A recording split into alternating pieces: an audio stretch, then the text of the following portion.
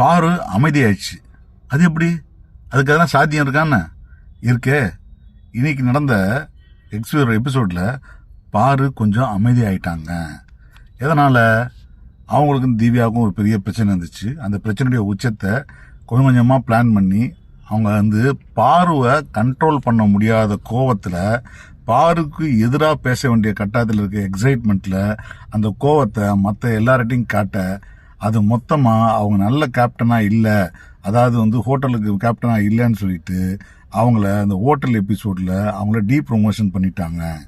இதுக்கப்புறம் பார்த்தீங்கன்னா விக்கி விக்கல்ஸ் தான் வந்து இந்த வாட்டி வந்து அந்த ஹோட்டலுக்கு கேப்டன் ஆனார். அசிஸ்டன்ட் கேப்டனாக பாரு வச்சுட்டாங்க.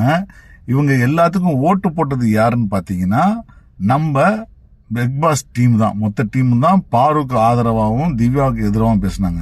இதில் ஒரு சின்ன பெரிய குரூப்பிசம் இருக்குன்னு நான் நினைக்கிறேன். என்னன்னா, திவ்யா வந்து புதுசாக வந்தவங்க, அதனால அவங்களுக்கு சப்போர்ட் பண்ணக்கூடாதுன்ற எண்ணமான்னு தெரியல. ஆனால் விக்கல்ஸுக்கு பயங்கரமான சப்போர்ட் பண்ணுறாங்க.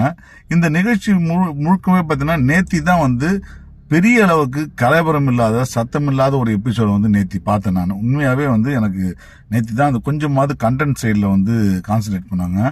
கெஸ்டாக வந்த இவங்க எல்லாருமே வந்து பயங்கரமாக ஓட்டப்பட்டவர்கள் யாருன்னு பார்த்தீங்கன்னா திவாகரையும் பார்வையும் தான். வச்சு செஞ்சுக்கிட்டே இருக்காங்க.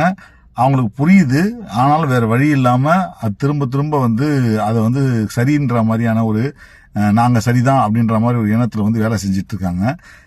நேற்று எபிசோடில் நம்ம கதிர் வந்து எல்லாரும் மாதிரி நடிச்சு காட்டினது எபிசோட் வந்து அட்டகாசம். அதுவும் வந்து நம்ம கமருதீன் மாதிரி நடிச்சது, கமருதீன், பாரு, திவாகர் 3 பேருமா ஒரே மாதிரி நடிச்சது, இது எல்லாமே பார்த்தீங்கன்னா அட்டகாசமாக இருந்துச்சு. ஸோ இந்த மாதிரி பல திறமைகளை வந்து வெளிக்காட்ட வேண்டிய இந்த நிகழ்ச்சியில் ரொம்ப மொக்கையாக எப்போ பார்த்தாலும் 24 மணி நேரமும் சண்டை போட்டுக்கிட்டு இருந்தது. கொஞ்சம் கூட நல்லா இல்லை. இன்ஃபேக்ட் இந்த ப்ரோக்ராமில் வந்து 24 hours ப்ரோக்ராம் வந்து கட் பண்ணுறக்கூடிய கிளிப்பேஜில் இருக்கிற சுவாரஸ்யம் இவங்க 1 hour ஃபுட்டேஜில் இருந்து இருக்கிறது இல்லை. அது யார் எடிட் பண்ணுறாங்க தெரியல. அவ்வளோ நல்ல இன்ட்ரெஸ்டிங்கான எபிசோட்ஸ்லாம் வந்து அதில் இருக்குது. குறிப்பாக வந்து திவாகருக்கும் நம்ம வழக்கமாக அவரை வந்து சண்டை போட்டுட்டு இருக்க ஆளுக்கும் வந்து நடக்கிற பிரச்சனை இருக்கு இல்லையா, இது வந்து கானா கேரக்டருக்கு இது வந்து ரொம்ப இன்ட்ரெஸ்டிங்கான கிளிப்பிங்ஸ்லாம் நிறைய இருக்குது. ஆனால் இவங்க கட் பண்ணி போகிறதுல இல்லை.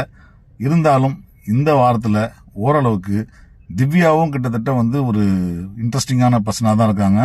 அவங்களும் வன்மத்தை கக்குவாங்க. சாண்ட்ராக்கு ஒரு பெரிய வந்து இது கொடுத்துருக்காரு. அந்த விஷயத்தை அவங்க இம்ப்ளிமெண்ட் பண்ண ஆரம்பிச்சாங்கன்னா இன்னும் கொஞ்சம் சுவாரஸ்யமாக இருக்கும்னு நினைக்கிறேன். லெட்ஸ் சி இன்றைய எபிசோட் என்ன ஆகுதுன்னு பார்ப்போம்.